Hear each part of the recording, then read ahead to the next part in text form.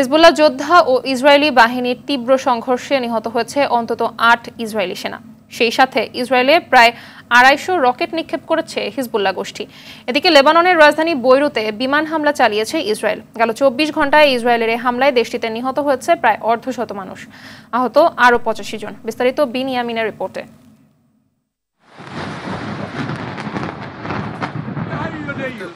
লেবাননে তীব্রতর হচ্ছে ইসরায়েলি হামলা। রাতভর রাজধানী বৈরুতে তাণ্ডব চালিয়েছে ইসরায়েল, ছুড়েছে একের পর এক বোমা। সেন্ট্রাল বৈরুতে বেসামরিক ভবনে চালানো হয়েছে বিমান হামলা।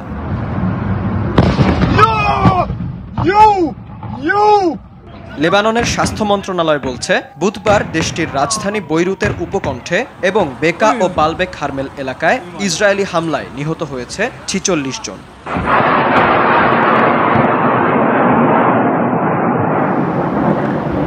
এদিকে লেবাননে স্থল অভিযান শুরু করার পর হিজবুল্লাহ যোদ্ধাদের ব্যাপক প্রতিরোধের মুখে পড়ছে ইসরায়েলি সেনারা।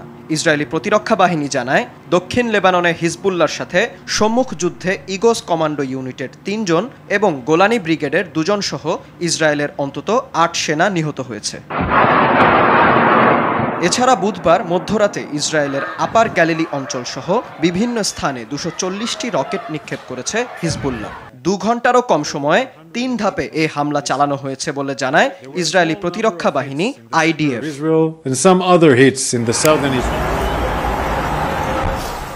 এদিকে মঙ্গলবারের মিসাইল হামলায় ইসরায়েলের বেশ কয়েকটি বিমান ঘাঁটিতে আঘাত হেনেছে ইরান। ইসরায়েলি প্রতিরক্ষা বাহিনী জানায়, ইরানের ছোড়া কয়েকটি মিসাইল বিমান ঘাঁটির ভেতরে আঘাত হেনেছে। তবে এই হামলায় কোনো হতাহতের ঘটনা ঘটেনি।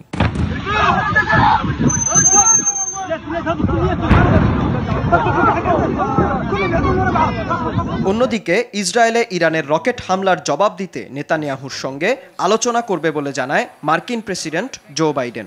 তবে ইরানের কোনো পারমাণবিক স্থাপনায় ইসরায়েলি হামলা সমর্থন করবেন না বলে জানিয়েছেন তিনি।